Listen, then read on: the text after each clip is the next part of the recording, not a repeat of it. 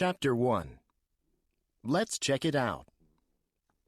Dear Max, welcome back to school after summer vacation. As a student volunteer, you did great work in my lab last semester. Currently, Professor Duffy and I are running a new research project on adolescent students' level of self-esteem in Toronto schools. We agree that we need to hire a research assistant who can help us with the data collection in these schools. This is a fantastic opportunity for you to gain experience with data analysis or psychological experiments. Data collection will involve administering surveys in grades 7 to 8 classrooms and transcribing survey data for analysis. If you are interested in this position, please send a transcript and a statement of relevant experience to Logan Jones, Lab Manager of the Department of Psychology, via email. If you have any questions regarding this matter, feel free to contact me as well. Best regards, Professor Martin Medder. Exercise 1. Dear Mr. Peterson, my name is Charles Bernstein, an employee with Duke Limited in the Department of Occupational Health and Safety. I'm writing this letter with respect to the travel allowance which was due last month but has not yet been received. I traveled to Denmark on June 21st to represent our company in a conference and workshop about the health and safety of employees in the workplace. The conference was a success, and our company was recognized for its excellent policies to protect employees in the workplace.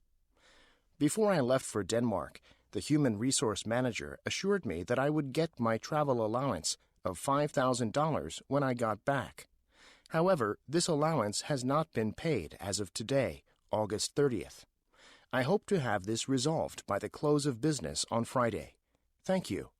Yours truly, Charles Bernstein. Exercise 2.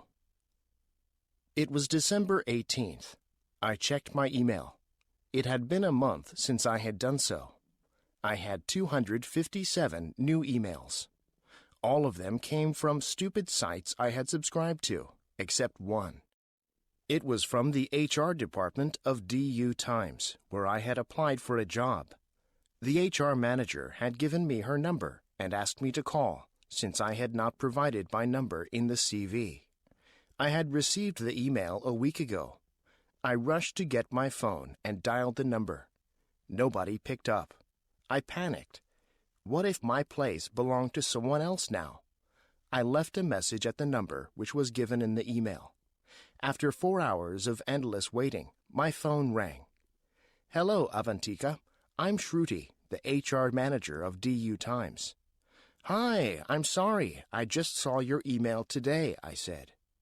It's okay. You were already selected on the basis of your sample writing and CV. Welcome to the DU Times team, she said.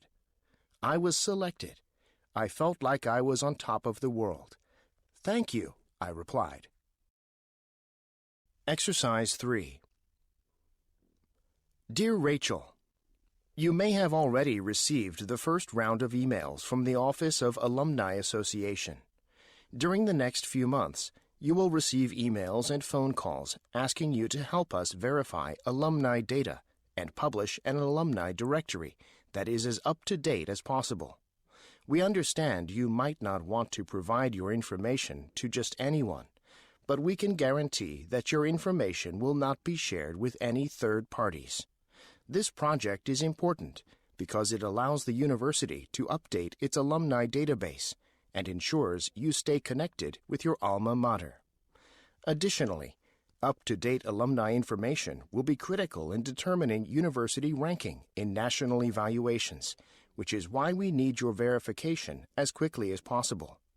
Thank you for your assistance with this ambitious project. Sincerely, Tyler Goldsmith. Exercise 4. During one of my stays on the East Coast, I encountered what had to be one of the most powerful, destructive forces nature could hurl forth. It had been an almost perfect day when I noticed the sky beginning to change before my eyes.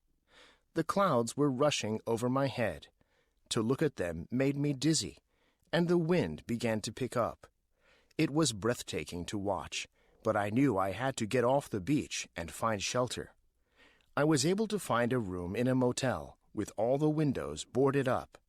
The owner told me to stay in, and if the wind picked up real bad, to go in the bathroom and close the door. I had been so out of touch with the world around me that I hadn't seen any TV or read any newspapers. I didn't know I was about to be engulfed by something monstrous. Chapter 2. Let's check it out. All too often, folks believe that technology is a magic bullet, the key to getting students motivated in their learning, and that any technological integration will help prepare students for the future. Unfortunately, this is not the case. Technology is indeed an important motivator. The novelty of technology-based activities and lessons can capture students' attention and engage them in their learning. However, if the technology overshadows the learning, is too challenging or complicated to use, or is not interesting, or is overly repetitive to them, the students will become distracted by it and learning will not occur.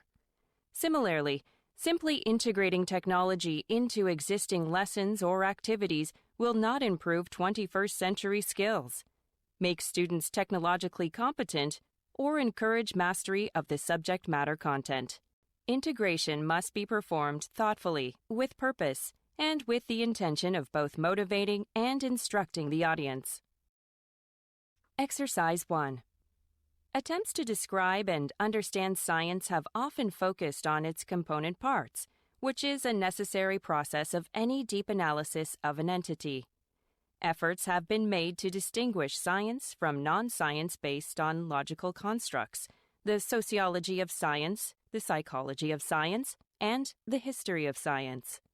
However, while each of these areas plays a central role in what it means to practice modern science, none of them tell us the whole story.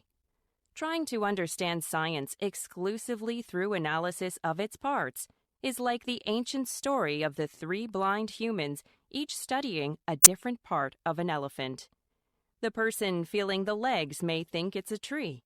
The person feeling the tail may think it's a rope.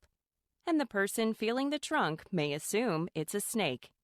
Each is correct in their observations, but to understand what an elephant really is requires a broader view that merges the component parts into a greater system. Exercise 2. In authoritarian and totalitarian environments, cooperation means doing what one is told. In our increasingly democratic social atmosphere, cooperation means working together to meet the demands of the situation. Parents need to learn how to stimulate cooperation. Demanding cooperation by saying such things as, "You do it or else," is a sure way of setting up a power contest, which can lead to situations of revenge by both parent and child. It is far easier and more productive to win cooperation than demand it. I believe that having individual special time, having a family council, implementing listening skills, and showing respect and deference for the child are all ways for parents to win cooperation and achieve family harmony. Parents who win children's cooperation are light years ahead of parents who are stuck in the demanding mode. Exercise 3.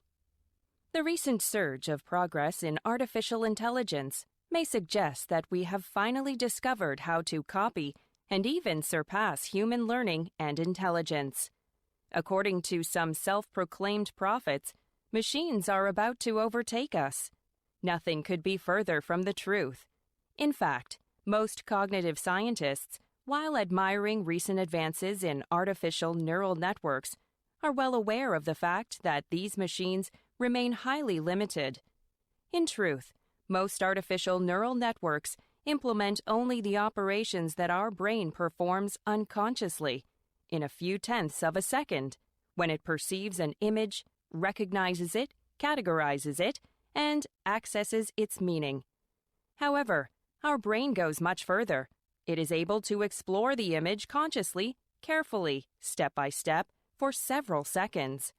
It formulates symbolic representations and explicit theories of the world that we can share with others through language. Exercise 4. Let's say you ask your teenager to fold the clean laundry. While doing it, she starts mumbling under her breath. Most of what she says you cannot understand, but every now and then you hear something like, "They think I'm a slave around here. These aren't all my clothes. Why do I have to fold them for everyone? They're always making me do stuff. My brother never has to do anything." Although she is folding the wash as you have asked, you get annoyed and start reacting to the mumbling. Speak up. What are you saying? You live in this house and you have duties too. Stop mumbling. With each statement, your voice gets louder and louder, and you become more upset. Probably the main reason that the child's mumbling continues is your reaction to it. Therefore, it should be ignored. A similar situation may occur when parents ground a child or make him do something that he doesn't want to do. If the behavior is ignored and the adolescent does not get a response from the parents, this type of behavior usually diminishes because it does not serve a purpose. Chapter 3. Let's check it out. In my junior year of college, I had a writing professor who said, "God is in the details." The next semester, I had another professor who told us, "The devil is in the details."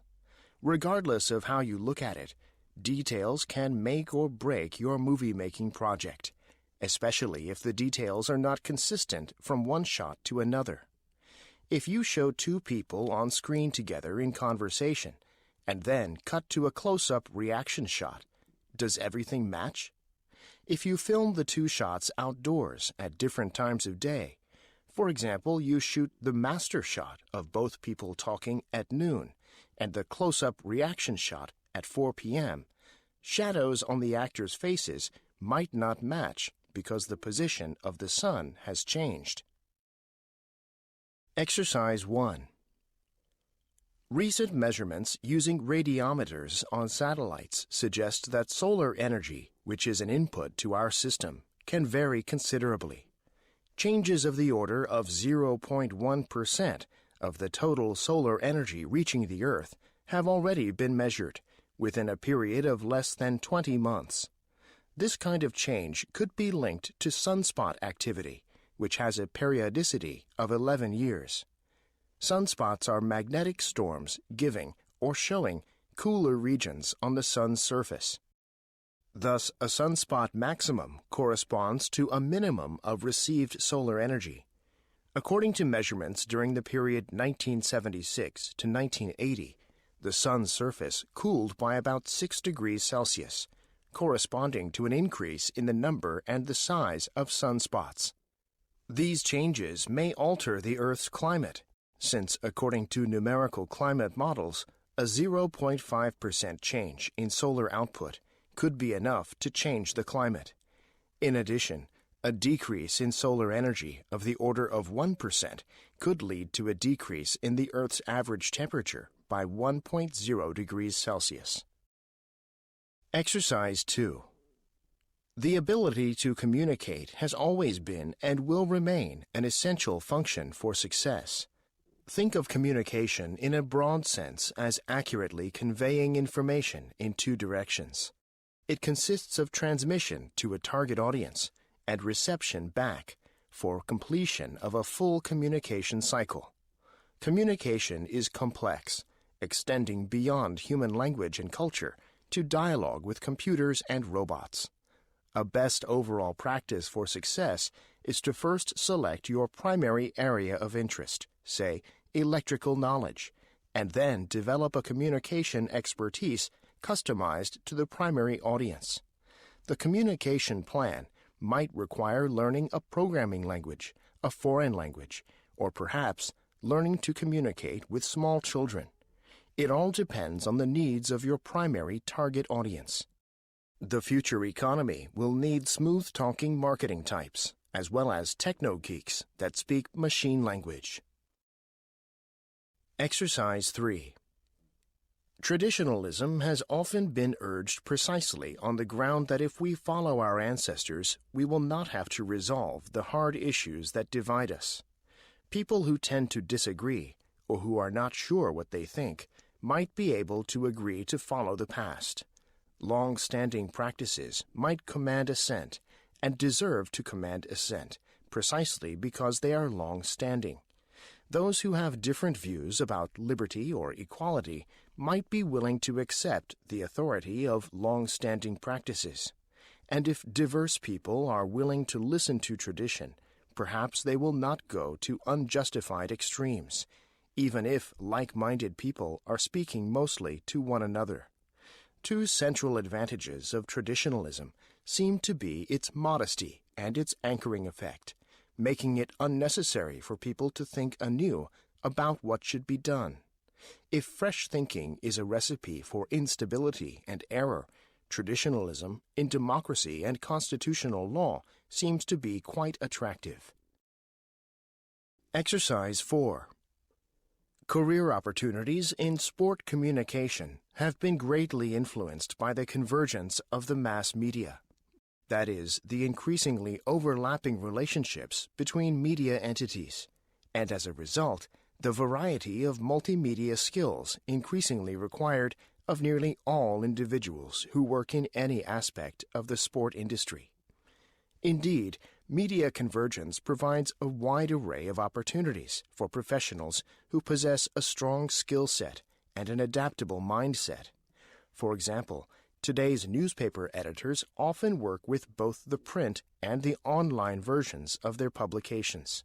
In fact, in recent years, the most successful newspapers have added in-house video production units or television studios.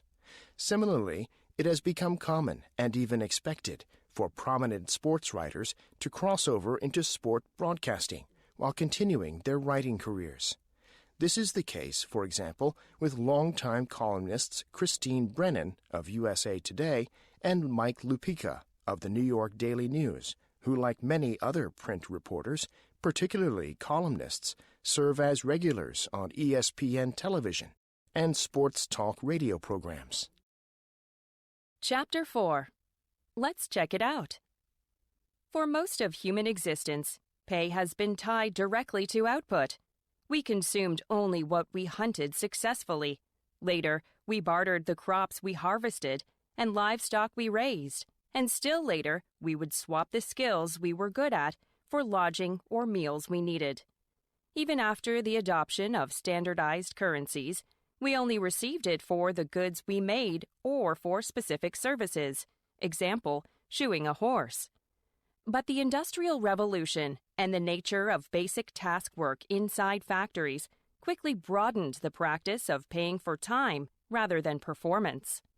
Unskilled factory workers were paid wages by the week or by the day, with many people working as many as 16 hours in a 24-hour period.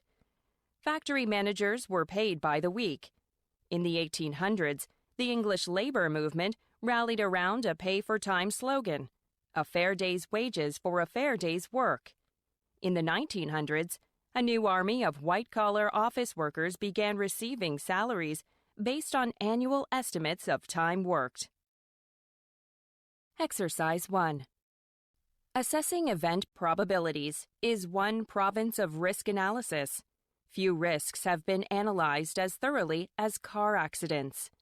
Most drivers would benefit from knowing about those analyses, rather than relying on their own intuitive risk perceptions. Although often sensible, risk perceptions are also often biased. For example, most drivers believe that they are safer than average, which could be true only for half of all drivers. One reason for this bias is that other drivers' mistakes are more visible than our own. We see when they cut us off in traffic more readily than we see ourselves doing the same. We see their misfortunes reported in the news and not our own. We also fail to see the cumulative risk from all the trips we take. Each individual trip seems so safe that driving as a whole seems safer than it is. Exercise 2. The ancient Greek philosopher Plato thought that ethics could be taught. He argues that all evil is ignorance. In other words, the only reason we do what is wrong is because we do not know or believe it is wrong. If we come to believe that something is right, however, it should then follow that we will necessarily do it. Now, we are free to disagree with Plato by appealing to our own experience. If I know that I should not have that second piece of pie, does this mean that I will not eat it? Ever?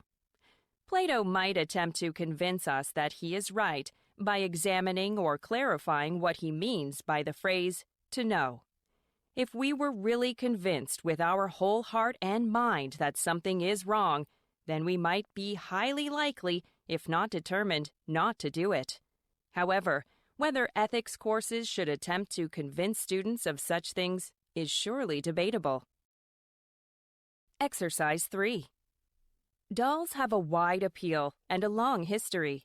They have been found as far back as 2000 BC in ancient Egyptian graves as shabti, servants to accompany the dead into their afterlife, and are ubiquitous today in our consumer culture, both as children's playthings and adult collectibles.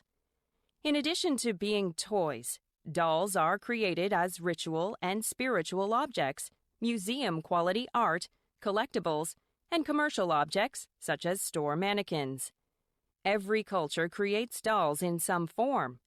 For example, Japan has a long history of making dolls for both ritual and decorative use. The Hitogata dolls were created at a time when it was believed that the sin of a person could be transferred to a doll by close personal contact. The effigy was then thrown into the river, carrying away the owner's sorrow. In Ghana, girls of the Ashanti tribe wear carved flat wooden dolls called akuaba tucked into the small of their backs.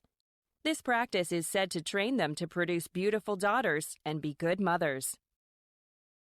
Exercise 4. The use of controls in biological experiments is now universally accepted, but there are many physical, chemical, medical, and industrial investigations where a greater use of this technique would be desirable. It is too easy to have a false confidence in one's ability to identify all the important variables and keep them constant. During the Second World War, certain absolute experiments on explosives were carried out in a setup which had performed successfully and reproducibly hundreds of times, and which appeared to be well understood. At one point, however, results were obtained which seemed somewhat surprising, and which further tests, using controls, showed to have been in error. Elaborate investigations were instituted to find the variable responsible, and it was finally found that after months of shipping the same kind of lumber for the frame of the apparatus, the lumber dealer had supplied a different wood just before the experiment went wrong. This was responsible despite earlier tests, which had seemed to show that the frame had no influence. The continuous use of controls would have prevented this error. Chapter 5. Let's check it out. Top 10 OECD countries with the most household waste, 2018. Top 10 OECD countries with the most recycled household waste, 2018.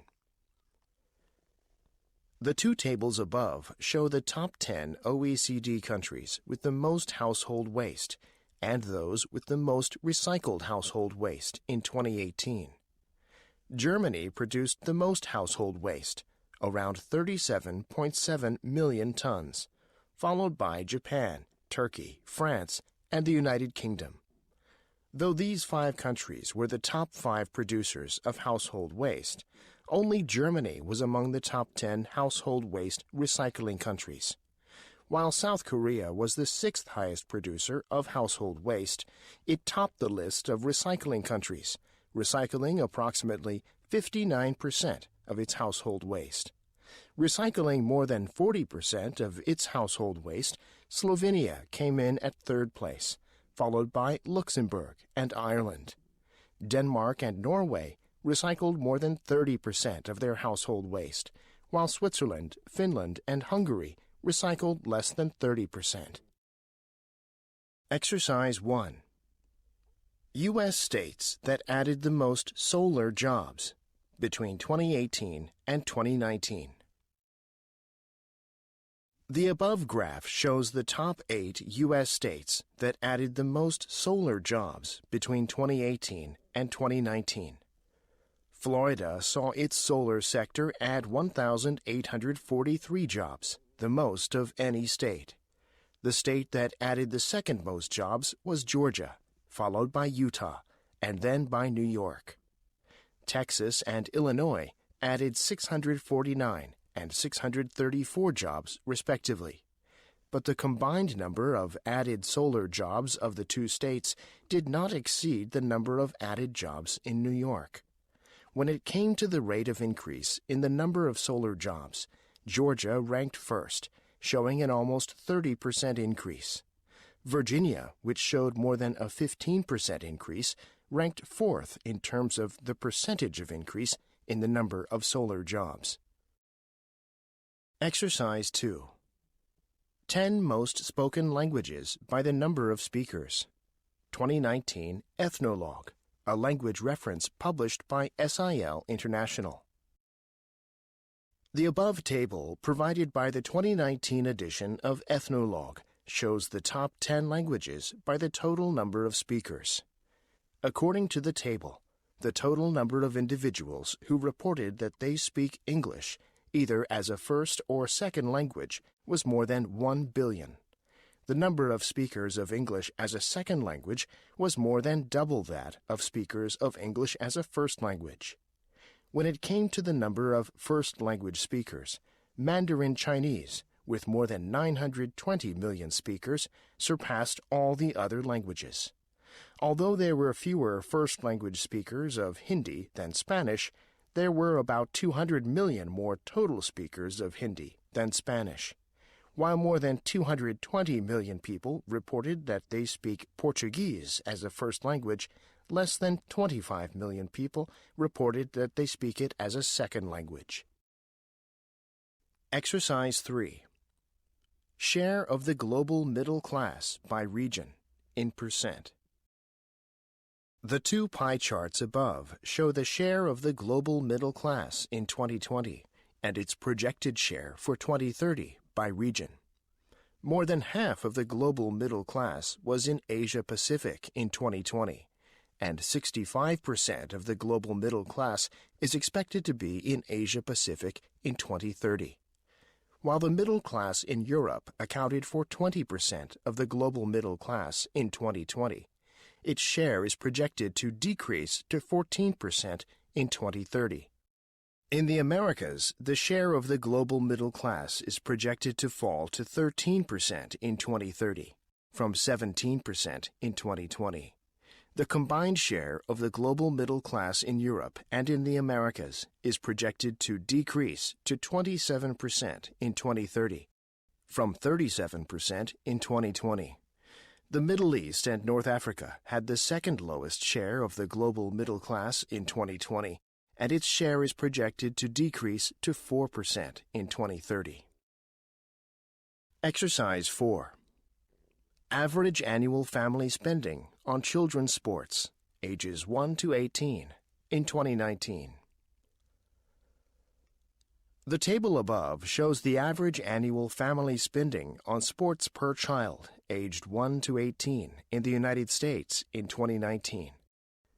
The total spending on ice hockey ranked the highest at over $1,400 in 2019.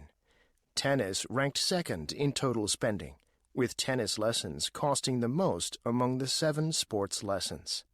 Both bicycling and martial arts required totals at less than $700 in 2019 in total spending, respectively. But in spending on registration, bicycling cost more than twice as much as martial arts. While basketball ranked higher than skateboarding in total spending, the amount of money spent on equipment for skateboarding cost more than that for basketball.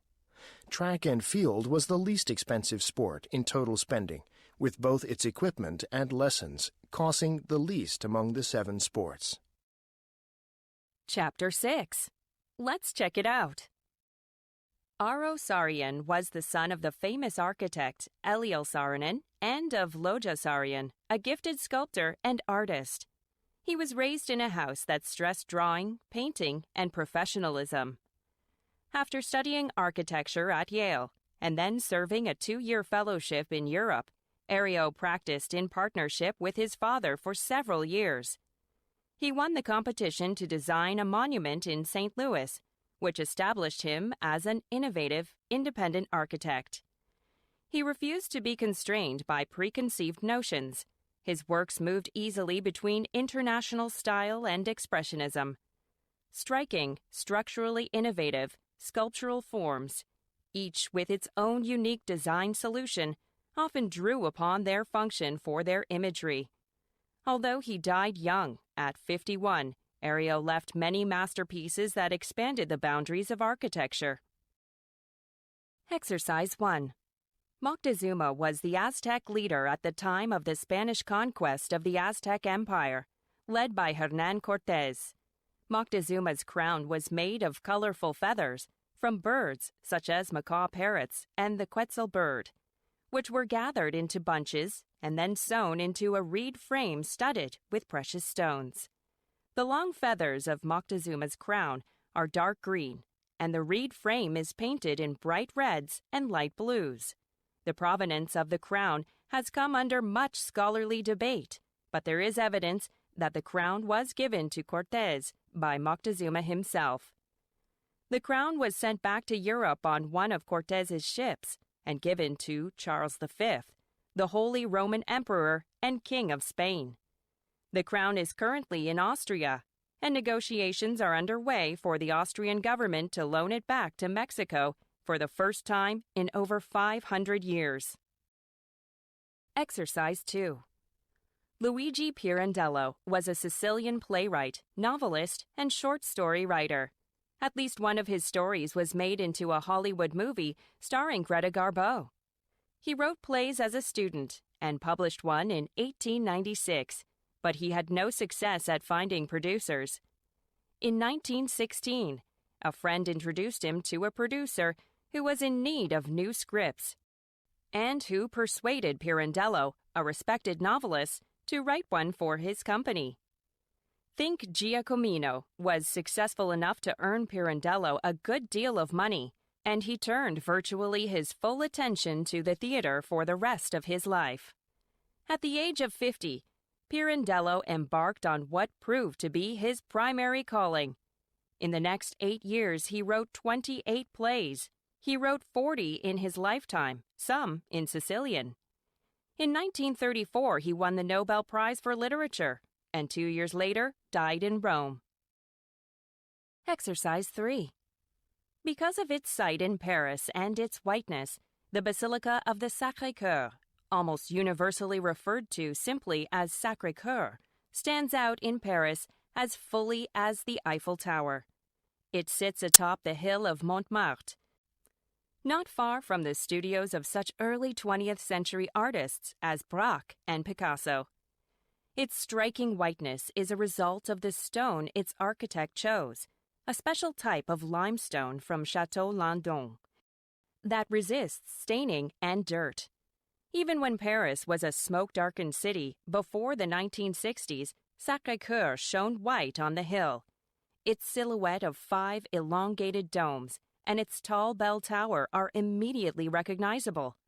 And the view from the plaza in front of the church is one of the most spectacular in the city.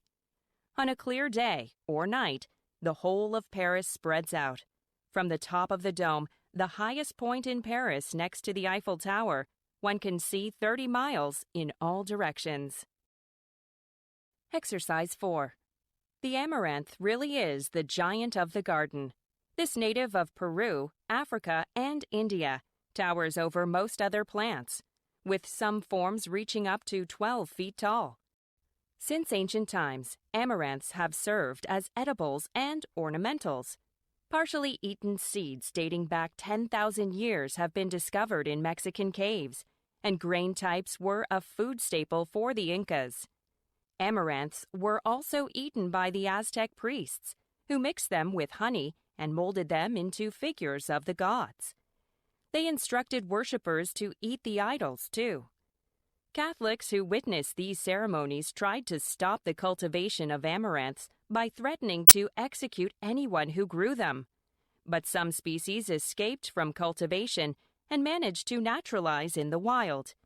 Eventually, amaranths made their way to Europe, where they were embraced as garden novelties. Today, there are about 60 known species still in existence. Chapter 7. Let's check it out. 2021 Greene County Teen Short Story Writing Contest. We are proud to announce that the submission period for the 2021 Greene County Teen Short Story Writing Contest is now open. Eligibility requirements. Entrants must be 13 to 18 as of the submission deadline. Entrants must be Greene County residents. Up to 2 entries may be submitted per entrant. Only single author entries are accepted, no co-authors. Submission requirements. Submit a piece of original fiction, no more than 2,000 words in length. Each entry must include a 200 to 300 word summary of the overall story. All pages of the entry must be numbered. Submission deadline, 11:59 p.m. on Saturday, August 14th. Prize: the winner will receive a $500 cash award. Please visit www.gcountytsswcontest.com to learn more. Exercise 1. Sapiens Park Summer Poetry Reading and Conversation. Sit under the Sapiens Park trees and enjoy beautiful poetry readings and talks by prominent poets throughout the summer. Among the poets will be Pulitzer winners. The poets will read some of their poetry and then lead a conversation on creative writing. When? Every Tuesday from June 7th until August 27th, 6 p.m. to 7:30 p.m. The event is free and open to the public. Books are available to purchase and for signing by the poets. In case of light showers, an on-site tent will be set up. In stormy weather, we will move the event to the indoor location listed on the event page of our website. To see more details, please go to www.sapienspark.org/events. Exercise 2. Learning Activities in Motion. Learning Activities in Motion is a learning toy best for ages 3 to 6 years, which teaches kids letters, words, and numbers. With vivid graphics and cool sound effects, Learning Activities in Motion provides a fun learning experience. Product details. Dimensions: 6.7 inches in height by 4.4 inches in width and 1 inch in diameter. Uses 3 AAA batteries included. 10 number buttons, 8 activity buttons, left and right arrow buttons, and an enter button. How to use. Press one of the activity buttons to choose any of the 8 activities. To confirm your choice, press the enter button. To use the motion sensor, tilt and hold the unit in one direction for 5 seconds. Press the left and right arrow buttons to adjust the screen contrast. They can also be used to adjust the volume. Exercise 3. Wimbley Zoo Sleepovers. Spend a night at Wimbley Zoo. You can experience what the zoo is like behind the scenes after everyone else has gone home. When? Fridays, 7 p.m. to Saturdays, 9:30 a.m. in July and August. You are welcome to spend time in the zoo after your sleepover. Participants: families with children ages 6 and up. Fee: $89 per person. Activities: craft activity, campfire, guided nighttime stroll. Additional information: dinner is not provided. Breakfast is available for an additional fee. Sleepovers happen rain or shine, and many of the activities are outside. Please plan for the weather and dress accordingly. Sleeping bags and pillows are not provided. Participants must bring their own. Exercise 4. Make my ice cream cone game. Components: 12 cones, 4 red, 4 green, 4 yellow. 12 ice cream balls, 4 red, 4 green, 4 yellow. 30 picture cards. How to play. 1. Players take 1 cone of each color and 1 ice cream ball of each color. 2. Shuffle the picture cards and place them face down in the middle. 3. The youngest player starts each round by flipping over the top card. 4. Players should make an ice cream cone exactly like the one on the picture card as quickly as possible. 5. The first player to make an ice cream cone shouts, "Ice cream!" If their cone is exactly like the one on the picture card, they win the card. 6. The player who collects 5 cards first wins. This game is designed for ages 5 and up and for 2 to 4 players. Chapter 8. Let's check it out. In 1991, as Michael Miller was snorkeling in the beautiful waters off the Big Island of Hawaii, he was suddenly caught in a riptide and carried a mile from shore. Though he swam as hard as he could, he soon realized that he was not going to make it back to land. Michael closed his eyes and began to meditate. Despite his desperate situation, love and tranquility filled his being. When he opened his eyes, he saw that he was surrounded by a group of sea turtles. The largest turtle swam directly under him, pausing so that he could easily cup his hand under the edge of its shell. The greenish-brown shell felt soft and leathery to his touch. The turtle swam Michael to shore, and as they swam, Michael again felt flooded by tranquility, as he sensed the interconnection of all life. When they were close to the beach, he let go of the turtle, which turned and headed back to sea. Exercise 1. Joseph Haydn invented the string quartet. Why he settled on the combination of 2 violins, viola, and cello is not certain, but it may be that their individual pitch registers closely reflect the voices in a choir. The instruments and the musicians to play them would also have been readily available at the Hungarian court of the Esterházy family, where Haydn was composer in residence. The standard chamber music grouping before Haydn was the trio sonata, in which a keyboard instrument was joined by 2 high melody instruments, violin or flute, with a continuo instrument, such as a cello, doubling the bass line of the keyboard. Haydn's inspired use of 4 instruments of the string family effectively modernized an older tradition that Henry Purcell had developed a century earlier with his string fantasias for up to 6 voices performed on viols. Exercise 2. When we are awake, our brains produce and store a chemical called adenosine triphosphate, ATP, to fuel cell activity. However, as ATP accumulates over the day, it begins to slow down brain activity, making us feel progressively more tired and drowsy. Eventually, with the contribution of other sleep-promoting factors, too numerous to mention here, that system-wide state shift we call sleep takes over.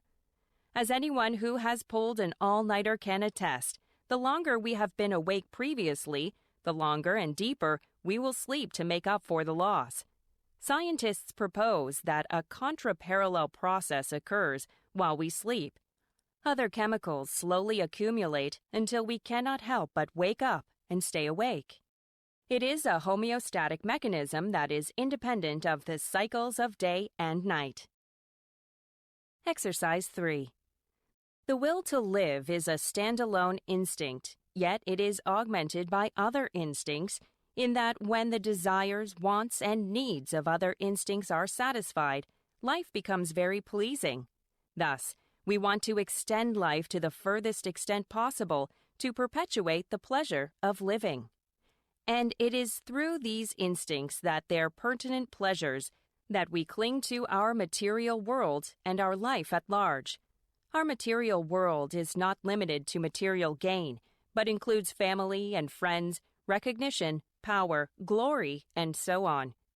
And the corporeal life pleasures consist of eating due to hunger, drinking due to thirst, sleeping due to sleepiness, seeking shelter for protection against natural elements such as cold and rain, and comfort at large. All of our satisfactions from material things are realized through our sensory system of sight, sound, touch, smell, and taste. Exercise 4.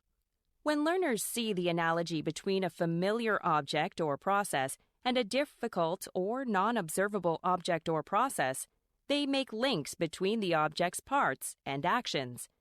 Analogies are believed to increase students' interest and understanding by helping them visualize abstract concepts and by helping them compare similarities from the real world with the new concepts.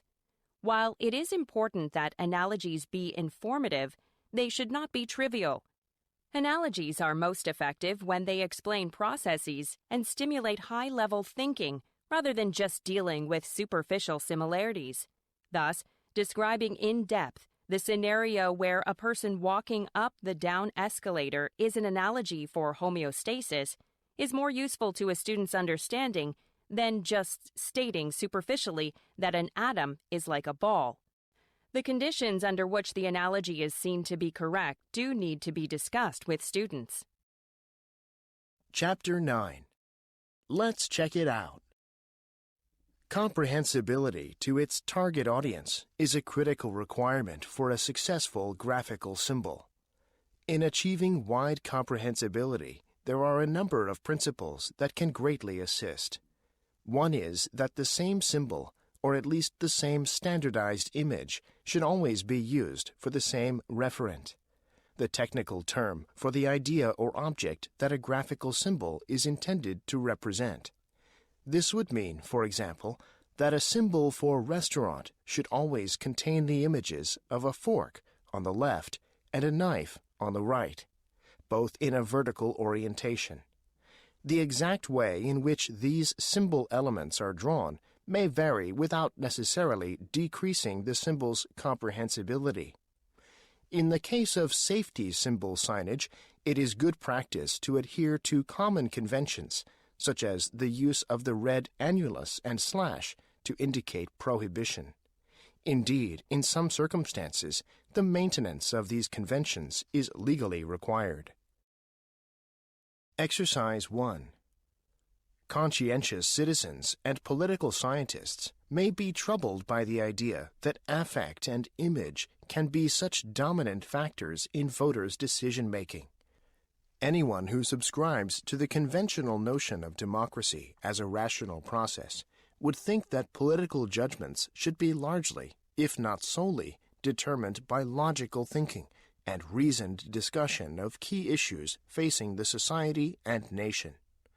Most people would contend that affect or emotion harms and hampers rational reasoning and issue deliberation, and thus should be eliminated from the democratic system. This kind of thinking is normal, rooted in ancient Greek philosophy that argues for separating reason from passion, thinking from feeling, and advocates the former as superior to the latter. Similarly, we tend to associate emotion with chaos, backwardness, and being unscientific unless it is a vehicle to illustrate the truth, during which it is then embraced and encouraged. A case in point is debate and speech. Emotions can be stirred, but the orator's arguments must make sense and resonate with the audience. Otherwise, emotions would be seen as distracting and counterproductive. Exercise 2. Cognition is often taken to be what permits flexible behavior and learning. Having flexible behavior means that you can do different things in similar situations, and learning means that you can change your behavior after certain experiences. Some animal behaviors lack the sort of flexibility assumed to be necessary for learning. The gray-lag goose, for example, will bring a displaced egg back into her nest by reaching out with her neck and rolling it toward the nest with her beak. If you were to place a golf ball or a doorknob on the edge of her nest, she would roll those items into her nest as well. The gray-lag goose's egg-rolling behavior is a fixed action pattern for the species, a motor program that is initiated by anything that closely resembles an egg. The goose can't help but retrieve it. She doesn't need a concept of egg or knowledge that eggs need to be kept safe in her nest or that goslings will hatch from the egg. All she has is an invariant response to egg-like stimuli. Exercise 3. Archaeologists have long discussed the motives that compelled people to begin growing crops and raising animals. Was it overpopulation or climate change that made them do so? Or was it a desire to settle down? It is likely that in many parts of the world, Mesolithic foragers had filled up the landscape, so when a hunting-gathering band had depleted its local resources, it could not simply move into a new, unoccupied territory. If, in addition, the carrying capacity of the land was reduced, the need for new resources was even more urgent. The search for security might have been a strong motive as well. In many places, sharp seasonal variations provided an incentive for people to put aside food for the lean months of the year by storing grains and nuts, or by capturing and confining animals to be eaten later. Besides, even the richest natural environments went through cycles of abundance and scarcity, and seasons of plenty and want. Certain food sources, such as nut-bearing trees, varied their yields from year to year, even in a steady climate. Exercise 4. Fear-mongering is a method used historically by many people in positions of power to control their population. They do this by intimidating their peoples with ideas of death, disease, or violence. They might try to assure their audience that the worst will come to pass if they refuse to join them or do what the person in power wants them to. Normal everyday people can also often use fear-mongering against other people, often threatening someone with social exclusion or being shunned from a group. This style of social engineering, using fear and shame to control whoever you want in whatever way you need, has been used to control and keep down the public for many years. Although the way that some people use this kind of manipulation has evolved to fit the narrative of our modern lives over the years, the core values of the methods remain the same.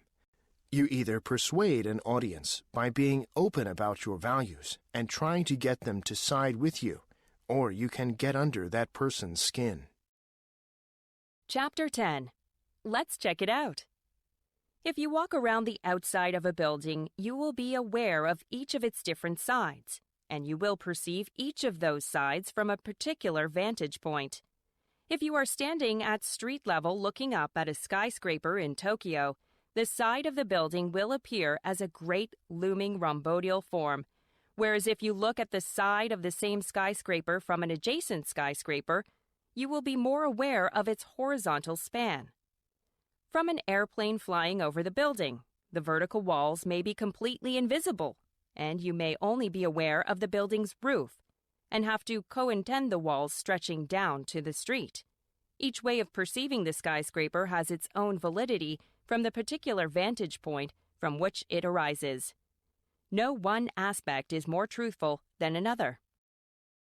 Exercise 1. Even with the emerging of nationalism in the 19th century, there was still great flexibility in the shape of states. Both Germany and Italy were formed out of federations of smaller states. In the Middle East, the former Ottoman Empire was divided up into protectorates and newly formed states, with the larger addition of Israel, whose boundaries were negotiated or imposed and therefore inherently unstable. Until the latter part of the 20th century, even in Europe, there were changes in the borders and names of states, as happened particularly in the Balkans, with the breakup of the former Yugoslavia. The failure of Soviet communism in the 1980s profoundly affected the status of the previously satellite Soviet states as they gained independence. Exercise 2.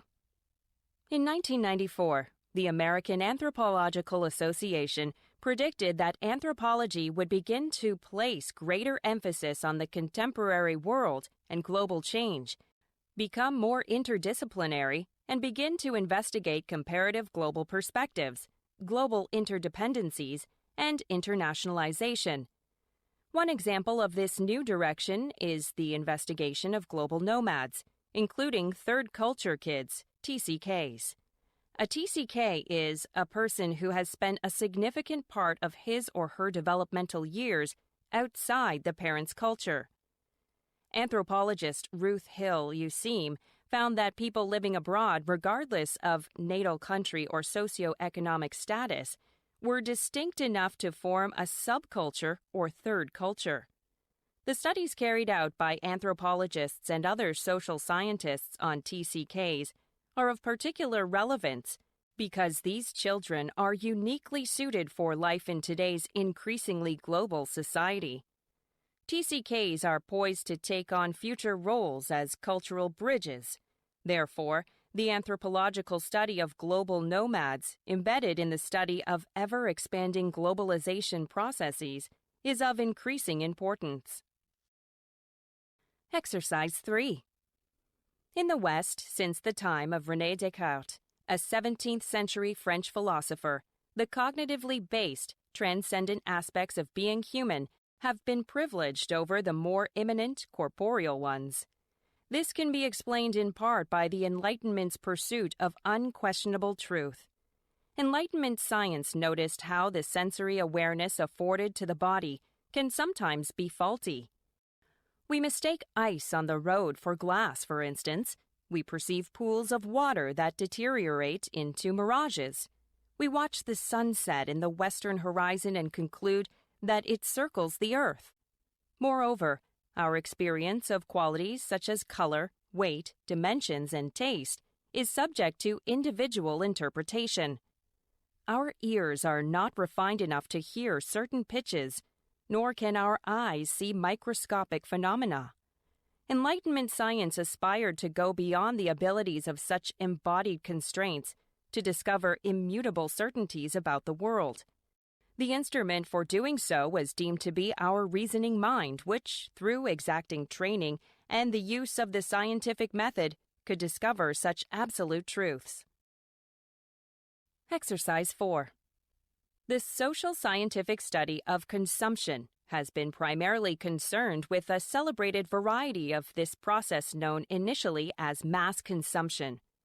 Although this term is little used today, consumer studies remain as interested as ever in the modern, widespread propensity in the West to spend sometimes staggering amounts of money on popular goods and services. Moreover, most of the research and theory on such consumption has centered on its context, on its background social and personal conditions, with somewhat more work having been done on the first of these compared with the second.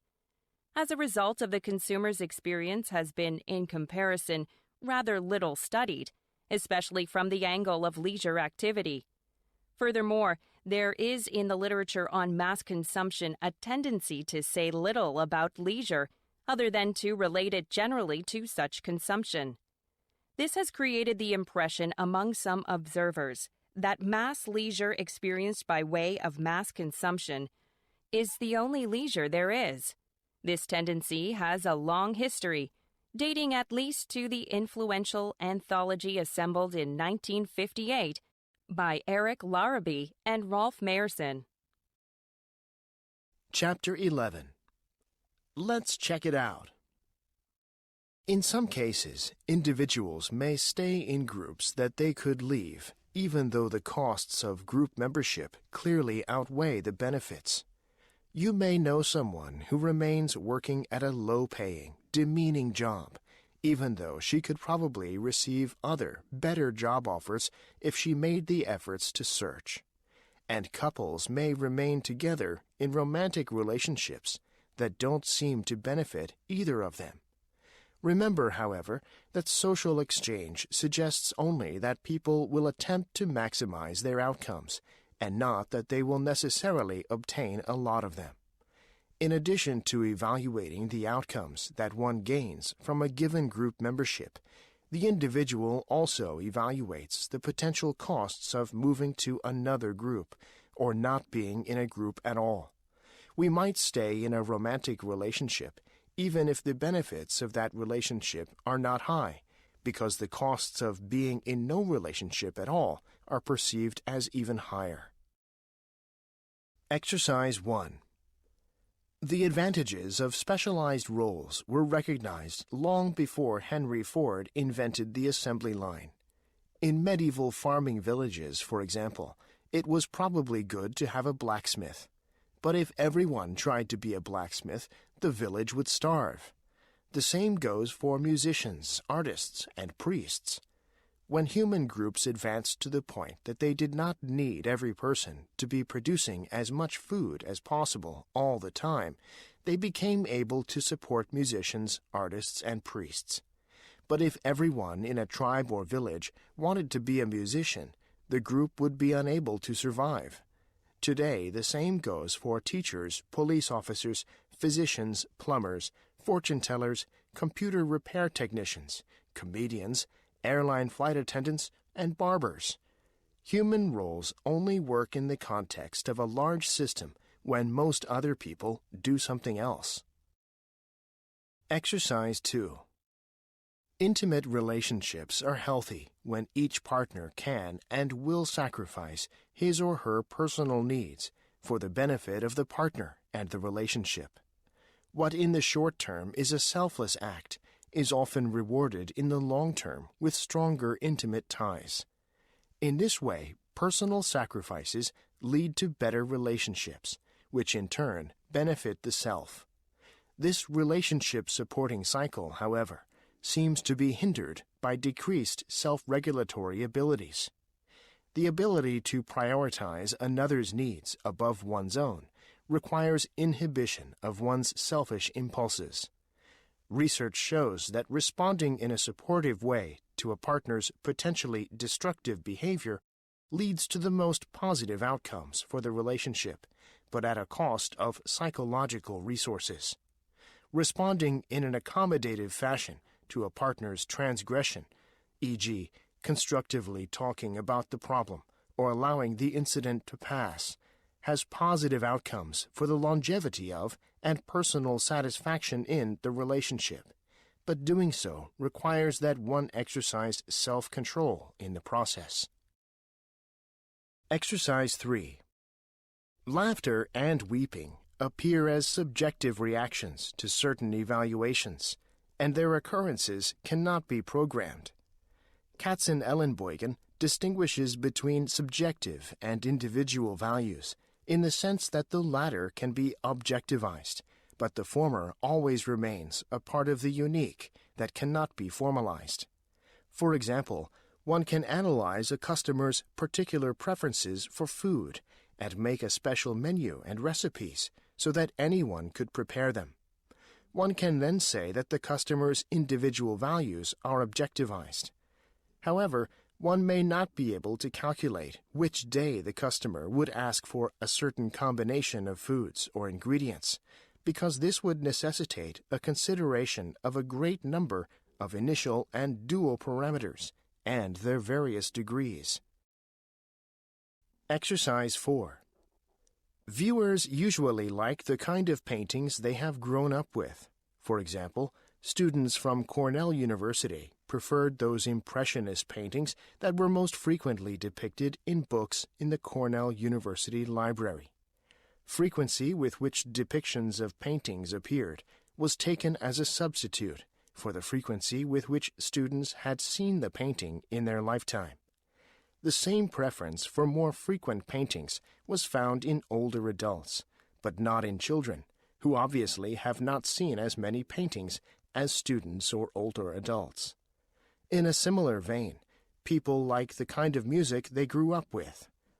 Sociologist Pierre Bourdieu observed that different social classes differ in their musical tastes because they grow up with different kinds of music in their homes. What people like and find beautiful depends on what they have encountered before. Chapter 12. Let's check it out.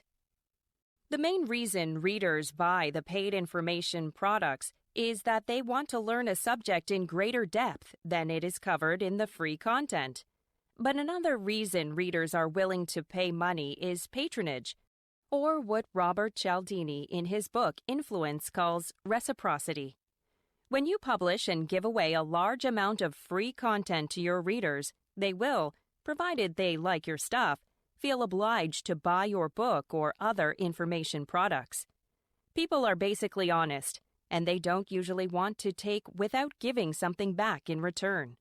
I know this for a fact.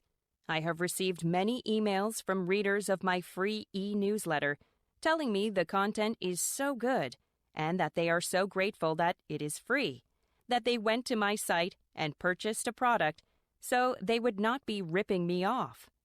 Most people don't enjoy being free riders, give stuff away for free, and many of your readers will cross your palm with silver in return. Exercise 1. Reach out to support a friend in need, contribute to a group, and make a positive difference in the community. Not everyone can or will make these stretches, but if you do, the rewards are great. Those you've helped will appreciate you. Those who saw your effort will admire you, and you will feel satisfied and fulfilled. But you have to also realize when a stretch is too far, and you may risk doing more harm than good. In those situations, like the first baseman, you need to pull your foot off the base and not stretch further. Friends in trouble may need you to cheat, lie, cover up, behave recklessly, or dangerously for them. Even if you mean well, those are all stretches that go too far. Know when to reach out, but also know when to pull your foot off the base so the ball doesn't get past you and cause more damage. Exercise 2. Richard Tremblay has provided evidence that the most aggressive human beings are very young children. His research team observed toddlers in daycare settings and recorded that about 25% of interactions involve some kind of physical aggression. Example, a child pushes another child out of the way and takes her toy. No adult group, not even violent youth gangs or hardened criminals, resorts to aggression 25% of the time. The high level of aggression among toddlers fits the theme that nature says go and culture says stop. Human children naturally rely on physical aggression to resolve their disputes, including influencing other toddlers to get what they want. Toddlers may resort to aggression 25% of the time, but as they grow up, they learn to inhibit aggression. The aggressive impulses may seem to increase again at adolescence, partly because suddenly there is much more at stake. But the long-term trend is still toward learning to restrain aggression.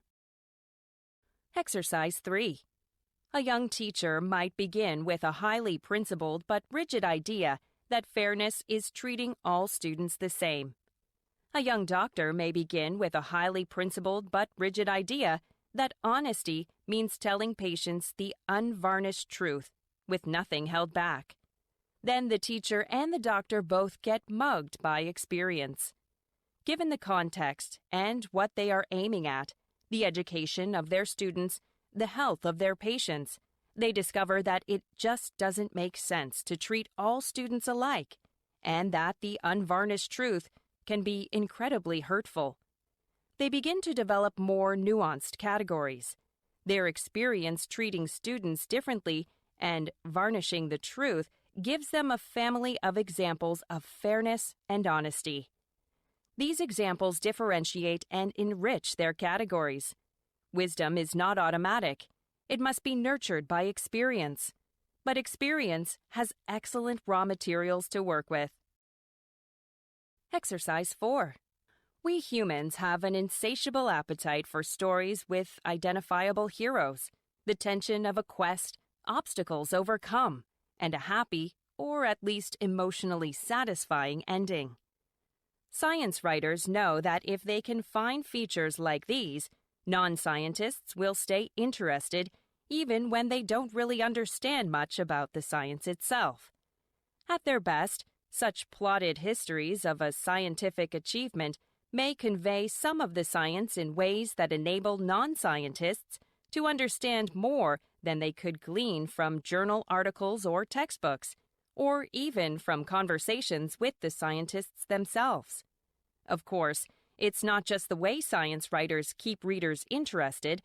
Scientists, even Nobel laureates, succumb to the satisfaction, the pleasure, the release, sometimes even the catharsis of stories that explain the attractions of history to everyone else. Some write bestsellers like James D. Watson's autobiographical The Double Helix, and everybody, including scientists, reads them for the story. It's everyone's preferred mode of understanding. Chapter 13. Let's check it out. In recent years, it has been fashionable to allow children to try to copy letters and to record their thoughts from almost their first day at school. The attitude has been to let them play with letters and not correct or teach anything that might inhibit them from expressing their creativity. This may sound delightful. Indeed, young children's preschool scribbles are fun for all concerned. But the problems that result from letting this playful attitude to letters continue for too long are only too obvious in our classrooms. Once children can write as much as the letters of their own names, they need to be taught the correct movement of each letter. When you put all those factors together, it's no surprise that each person's handwriting turns out different from others. If this is not done, incorrect movements become habits that are progressively more difficult to alter. Exercise 1. Every day you encounter a series of choices, forks in your life path that have the cumulative effect of defining you as a person. In thinking about these choices, you may discover that there are habitual patterns in your life that rarely change. If you find that your life is composed of a collection of similar activities and routines, don't despair. This is typical, not unusual. However, it may be an indication that you are not living your life in the most thoughtful fashion possible, that your choices have become automatic, and that your experiences are fixed in certain ruts. This problem is due to a common belief that having the freedom of choice means having the right choice. If this is the case, it may be time to reflect on your life, reevaluate the choices you are making, and consider living your life in a more reflective and creative fashion. Exercise 2. All forms of recording and communicating have been affected in some way by computerization. Most people would say for the better, but in some circumstances, compromises have been necessary. These require balancing flexibility and personal expression on one side with general accessibility and convenience on the other. The standardization and codification that has come about through the increasing mechanization of music setting, culminating in computer setting, might be compared with the standardization of spelling, for instance, that came about in England with the invention of printing. Professional musicians explained how music is codified in a musical score and how the notes are written as symbols in a sequence. Just as then, standardization has obvious advantages, but can mean the loss of local nuances and subtleties. Computer setting might finally erase some of the expressiveness that could be discerned in a handwritten manuscript, and that had managed to survive, to a certain extent, the skilled hand setting of music. Exercise 3. In the 1998 Nagano Olympics, world records in speed skating were continually broken by athletes using clap skates. The blade on a clap skate is hinged at the front of the shoe, but not at the heel. The hinge allows the blade to stay in contact with the ice longer, so that the skater is able to thrust at the ice for a longer time. The characteristic clapping noise occurs at the end of each stroke, when the blade claps back into contact with the heel of the shoe. Artificial ice entered the long track competitions in the 1960 Winter Olympics, and the competitions in 1956 on Lake Misurina were the last Olympic competitions on natural ice. The clap skate requires a new technique in which the skater must push more directly backward and from the toe rather than out to the side and from the heel. Athletes who were accustomed to the older skates, with the blade permanently joined to the boot at heel and toe, had to adapt to the new equipment and change their technique. Exercise 4. For better or worse, the productivity and types of plants growing in a pasture are there as a result of past management decisions by the farmer. By gaining a deeper understanding of how pasture plants prefer to grow and how to build healthy soils, as well as a deeper appreciation of the incredible responsiveness of the pasture ecosystem, it is possible to use livestock grazing to create a highly diverse, productive, high-quality pasture. There are many different types of grasses, legumes, and other plants that grow in pastures. By learning more about how each of these species responds differently to different types of grazing management, weather, and soils, we can further improve pasture health and vigor. Bringing a new species of grazing animal onto an open operation comes with plenty of challenges as well as opportunities that should be considered carefully. This can allow us to capture as much sunlight as possible in our pastures to improve our environment, pasture productivity, animal welfare, and human health. Chapter 14. Let's check it out. What has a nuclear chain reaction got to do with starfish? The answer stems from the nature of coral reefs. Take the case of Australia's Great Barrier Reef. It is not a single reef at all. It actually consists of thousands of separate coral reefs scattered along the east coast of Queensland. In the mid-1980s, there was widespread alarm in both the tourist industry and conservation agencies. Crown-of-thorns starfish in vast numbers were eating out the coral from entire reefs.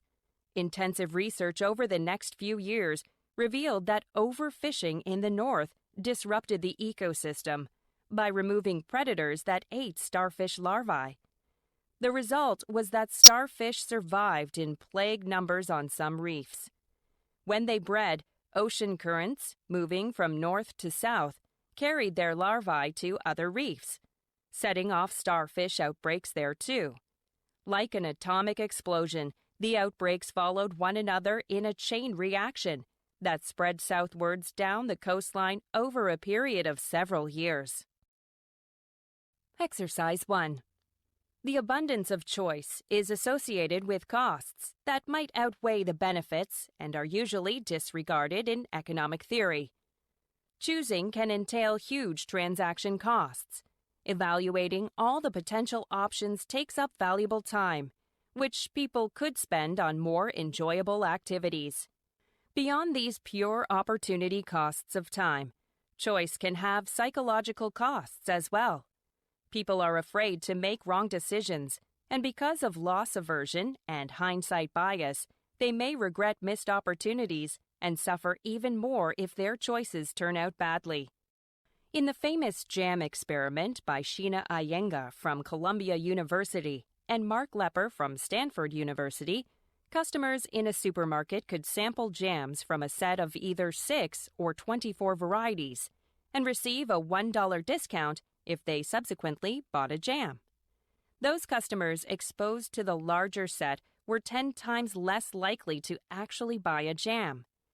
In order to avoid complex decisions with too many options, people prefer not to choose at all. And even if they do choose, they are less satisfied with their choice and feel more regret. Exercise 2. Pesticides of various types are used in most sectors of the U.S. economy.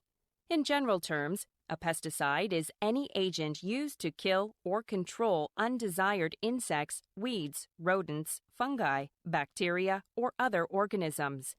Thus, the term pesticides includes insecticides, herbicides, rodenticides, fungicides, nematicides, and acaricides, as well as disinfectants, fumigants, wood preservatives, and plant growth regulators. Pesticides play a vital role in controlling agricultural, industrial, home garden, and public health pests. Many crops, commodities, and services in the United States could not be supplied in an economic fashion without controlling pests using chemicals or other means. As a result, goods and services can be supplied at lower costs and/or with better quality. These economic benefits from pesticide use are not achieved without potential risks to human health and the environment due to the toxicity of pesticide chemicals. For this reason, these chemicals are regulated under federal or state pesticide laws to avoid unacceptable risks. Exercise 3. The encoding of information in terms of language-specific concepts influences its recall. Evidence of this was obtained from a study by Hoffman, Lau, and Johnson, where Chinese bilingual participants read personality descriptions in either Chinese or English. Some descriptions had a name in English, but not in Chinese, and others had a name in Chinese, but not in English. Participants had better memory for details of the descriptions that could be related in terms of a concept that had a name in the language in which they were read and in which they were presented than if they could not. Thus, individuals from different cultures may not differ in their perception of the physical stimuli they encounter. Nevertheless, the language-specific concepts they apply to these stimuli may have features associated with them that are unique.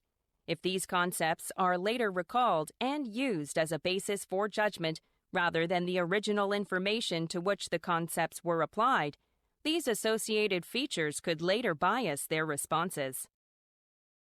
Exercise 4.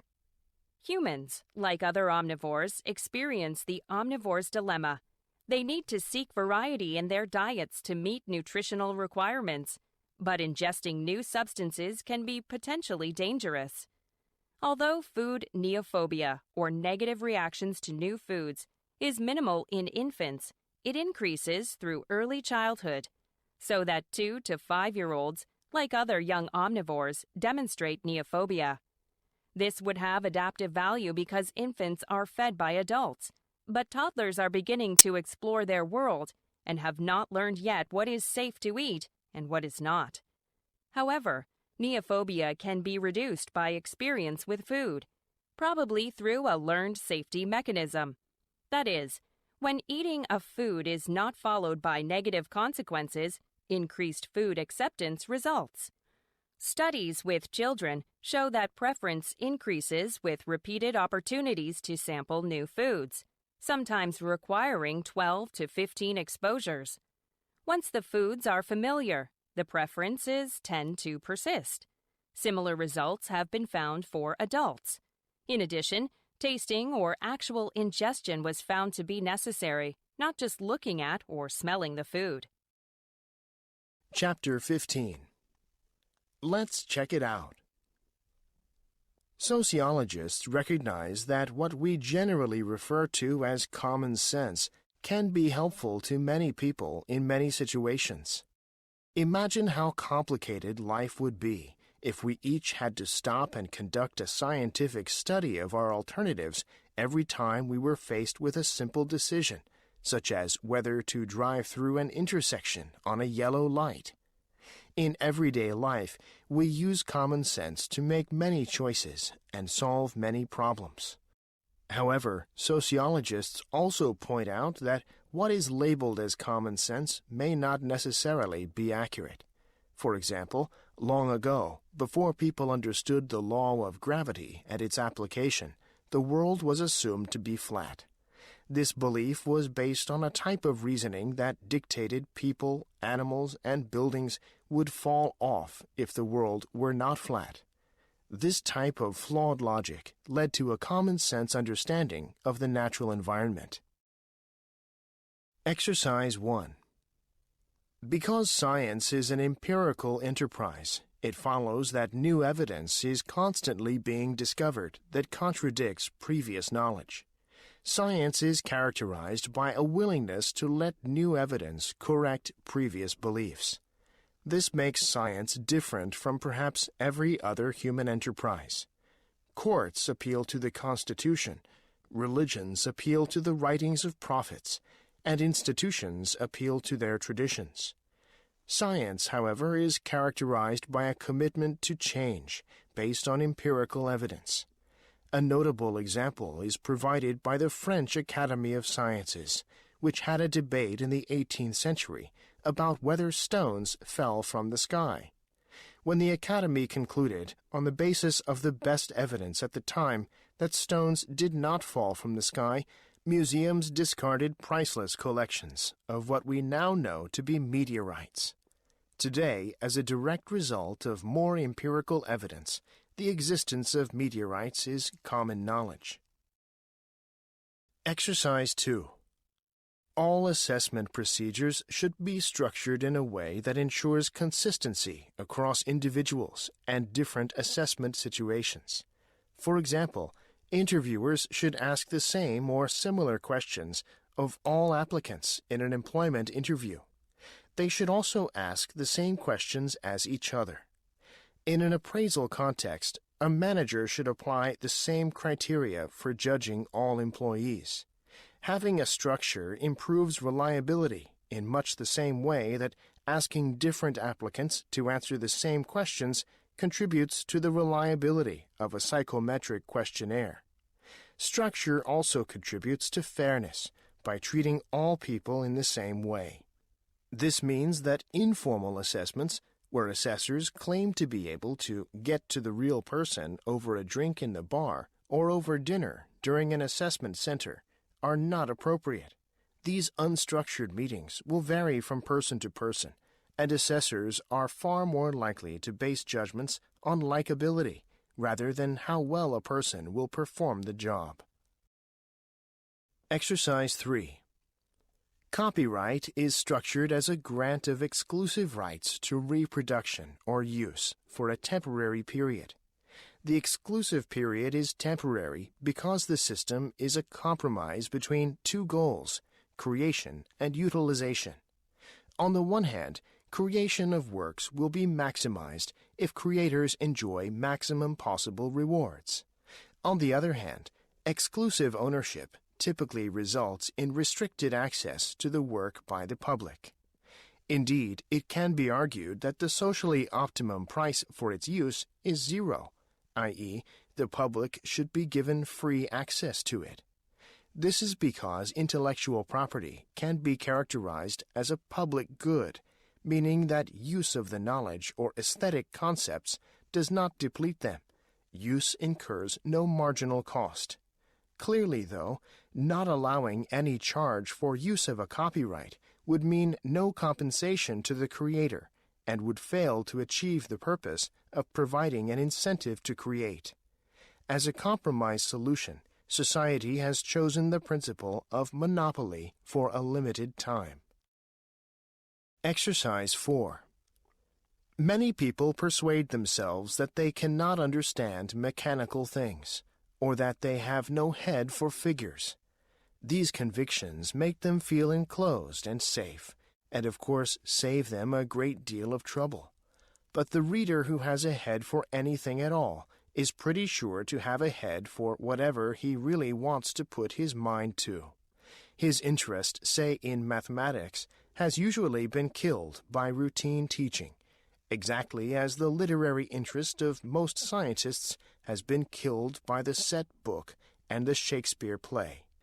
Few people would argue that those whose taste for poetry has not survived the school certificate are fundamentally insensitive to poetry. Yet they cheerfully write off the large intellectual pleasures of science as if they belonged only to minds of a special caste. Science is not a special sense. It is as wide as the literal meaning of its name, knowledge. The notion of the specialized mind is by comparison as modern as the specialized man, the scientist, a word which is only 100 years old. Chapter 16. Let's check it out. Thomas Wolfe reports the experience of a distinguished piano teacher and sight reader, Boris Goldovsky, who discovered a misprint in a much-used edition of a Brahms capriccio only when a relatively poor pupil played the musically impossible printed note at a lesson.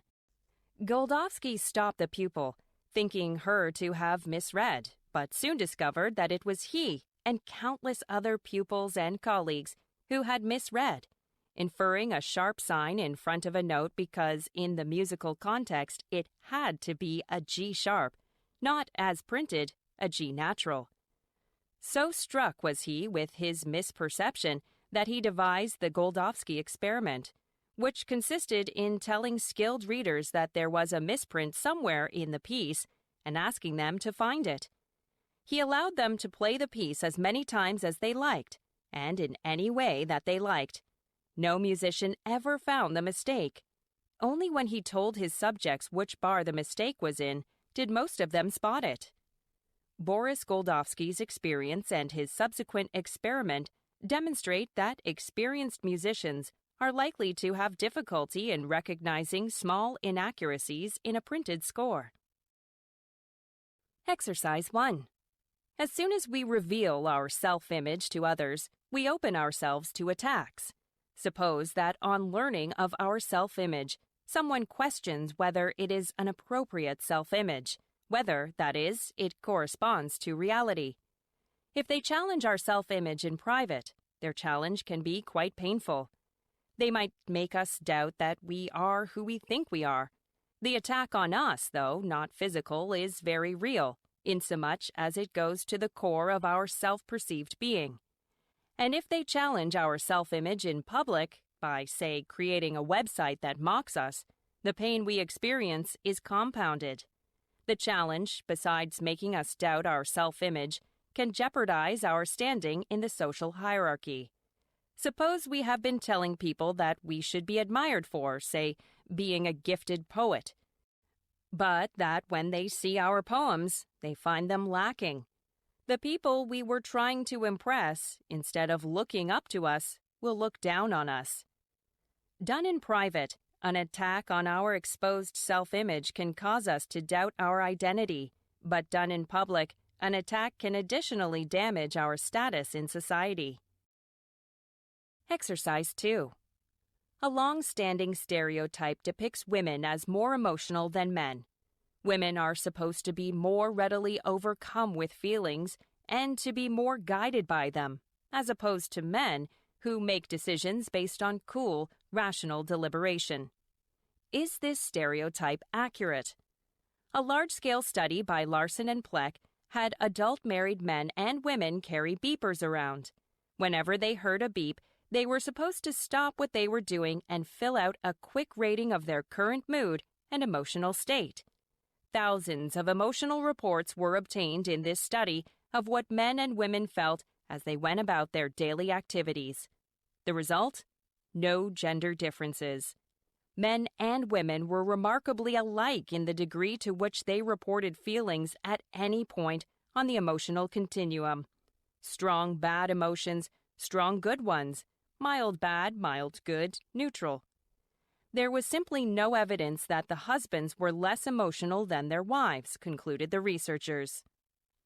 Larson and Pleck's study yielded a contradictory result to the traditional stereotype of gender differences in emotion and showed that men and women were almost identical in their emotional states.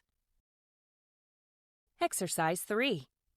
When we see a car driver make a mistake, we tend to think that he or she is incompetent, rather than thinking that he or she has been deflected by his or her child screaming in the back seat, or has heard an alarmingly ominous noise coming from the engine, or has had to avoid another driver. we tend to attribute other people's behavior to dispositional factors. And this is the fundamental attribution error. This was famously illustrated in an experiment in the 1960s when participants were asked to judge the attitude of students writing pro or anti-essays about Castro. When participants were told that the writers had been free to write what they wanted, they inferred that the pro-Castro writers were genuinely pro. However, when it was made clear to the participants that writers had been told what position to take, they still inferred that the writers believed what they had written. When judging others' actions, we tend to assume that their individual inclinations are the causes of their actions, while disregarding situational factors as possible causes. Exercise 4. A difference between technique and practical wisdom is the location of the end pursued by each. The characteristic common to the artifacts of technique is their external nature. The technician produces something external to himself. Material goods obviously qualify, but so do non-material objects and states of external affairs. Even the method and operation of a technique can itself be the object of a technique. All that is required of a technique is that it produces some artifact external to the technician. In contrast, the end of practical wisdom is the person himself. Practical wisdom is personal in a way that technique is not.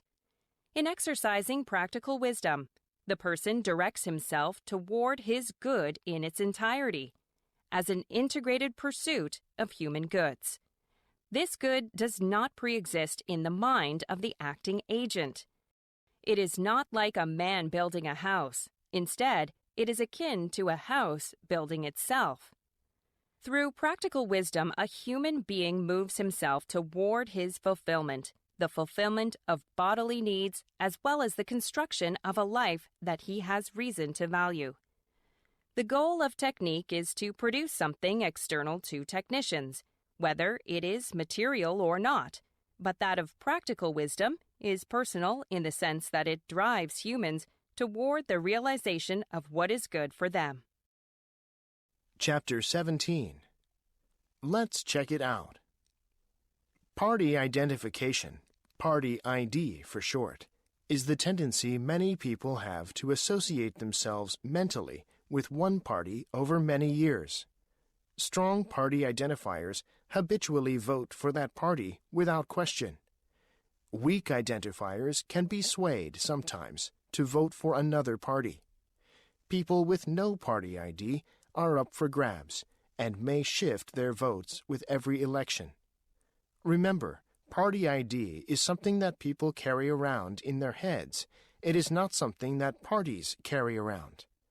For some people, party ID is strong enough to be compared with a religious affiliation. It is heavily influenced by one's parents and is instilled early in life. By the time they reach 4th grade, something like half of all school children consider themselves either Democrats or Republicans, and many never change the affiliation they inherited from their parents.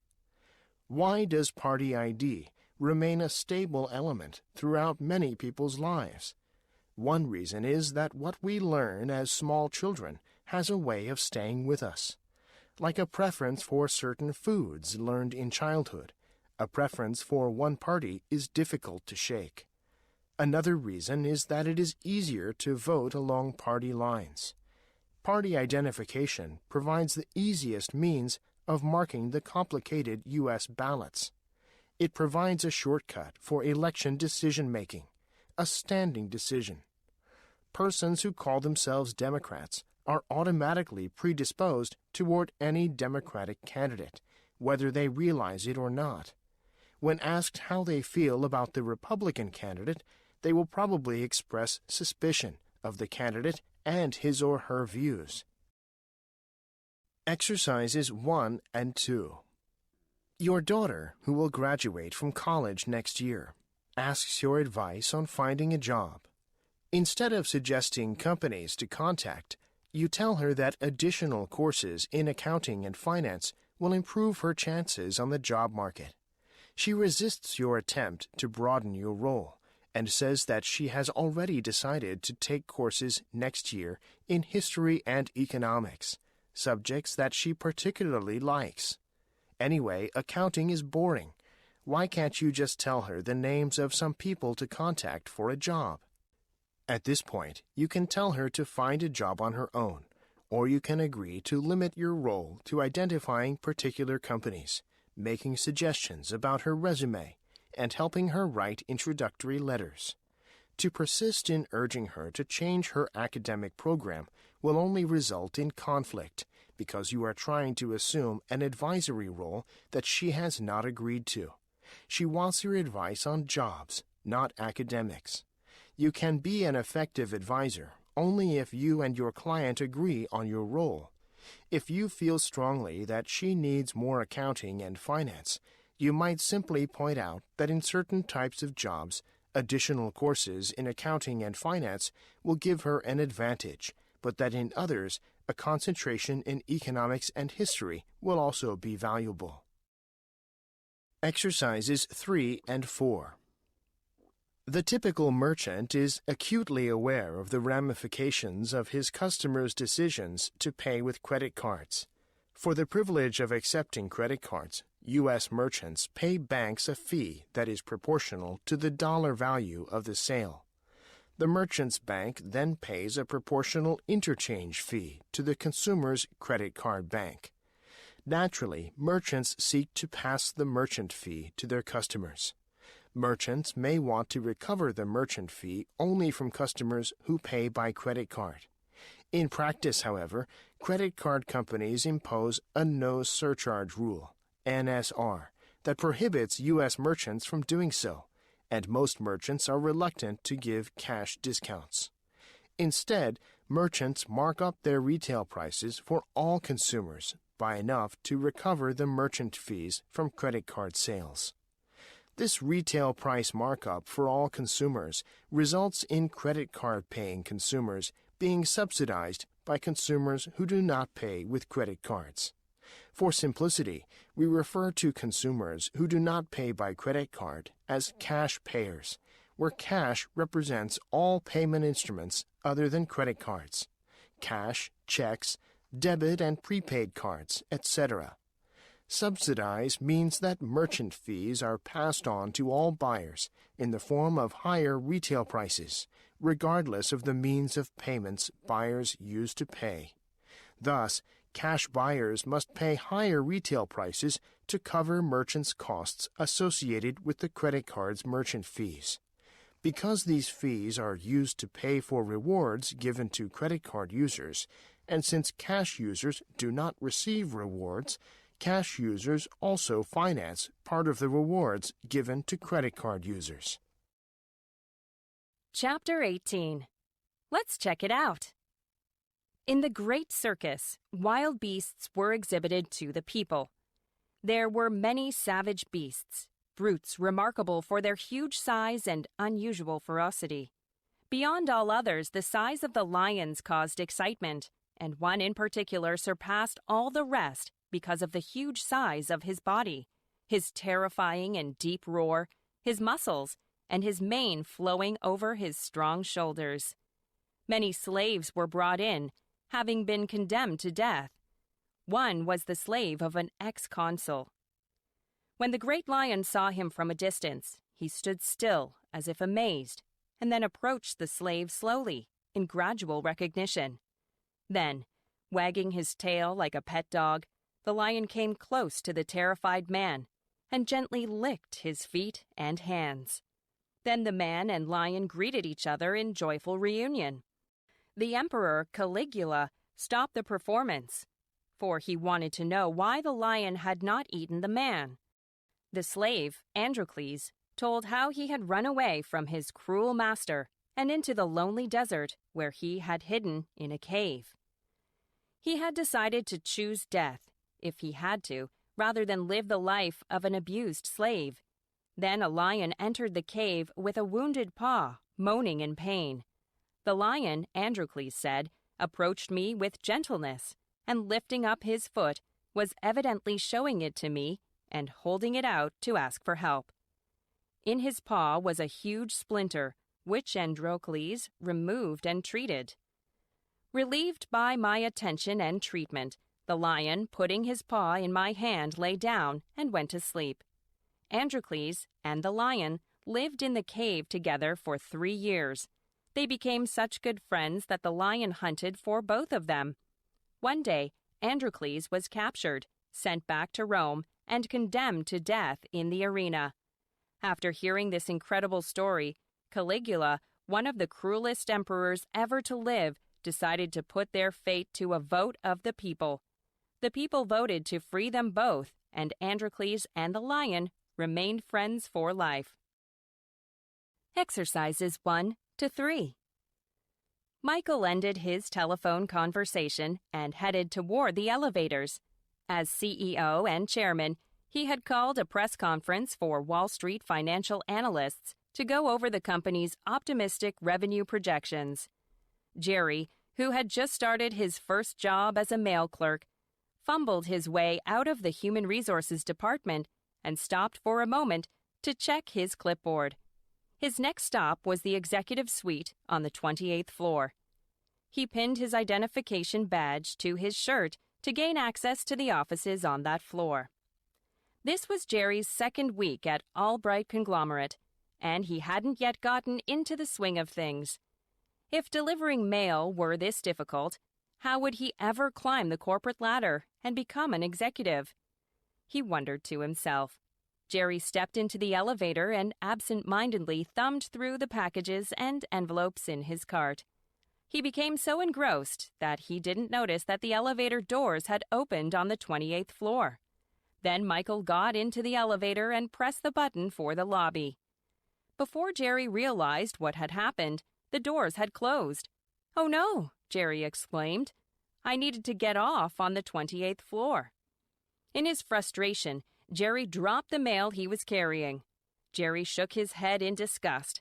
Michael bent down to pick up the dropped mail and handed it to Jerry. He paused for a moment to look into Jerry's eyes. "Thanks," Jerry muttered. He could feel Michael's concerned gaze searching him. "This is my second week working here, and I'm still trying to learn my delivery route. I am a first-year business studies major at Walton University." "I'll never forget my first job," said Michael. "I worked as a receptionist for an automotive company. Have you ever seen one of those old switchboards with plugs and holes?" "Yeah. You mean like the one featured in that AT&T commercial where the operator is trying to answer a bunch of lines at the same time?" answered Jerry. "Yes, that was me," Michael mused. "I was the biggest disaster. I could never keep the outgoing lines separated from the incoming lines, and I was constantly hanging up on people. That was the most difficult and chaotic job I have ever had." The doors of the elevator opened onto the lobby. "Good luck, Jerry." Stepping out, Michael said, "My name is Michael. Let me know how you get on."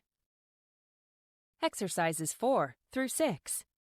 One day, Raymond visited his relatives, who were landlords living in a neighboring village. He borrowed 1,000 gold coins from them and headed for his town, Humpy. On his way, Raymond encountered a man named Adi. Adi noticed that Raymond possessed plentiful gold coins by looking at his bulging pockets. He craftily managed to accompany Raymond on his journey on the pretext of visiting his relatives living in Humpy. As it got dark, they decided to spend the night at an inn. As the cold night fell, Raymond and Adi spread their blankets on their beds. As soon as Raymond fell asleep, Adi decided to rob him of his gold coins. Adi sneaked up on Raymond and searched his pockets, his bag, and even his blanket. But he couldn't find even a trace of gold coins. Disappointed, he fell asleep, wondering where Raymond could have hidden his gold coins.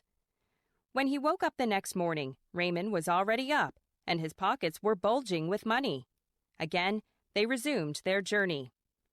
It was evening again, and on their way Raymond and Adi found a boarding house to stay in. As the chilly night unfolded, both of them spread their blankets and went to bed. Adi thought that night was the last chance to steal his money, so he decided to stay up until Raymond fell asleep. Raymond was the first one to fall asleep again this time. Adi silently searched Raymond's belongings underneath his pillow, his bed, and everywhere, but the gold coins were nowhere to be found. Disheartened and dejected, he fell asleep too. Early next morning, Raymond and Adi resumed their journey. When they reached Hampi, Adi said, "I enjoyed my journey with you, but where did you keep your money for the last 2 nights?" "Ah," said Raymond with a chuckle, "actually, I noticed your evil intentions, so every night I hid the money right underneath your pillow." Upon hearing this, Adi realized his stupidity and left feeling quite foolish.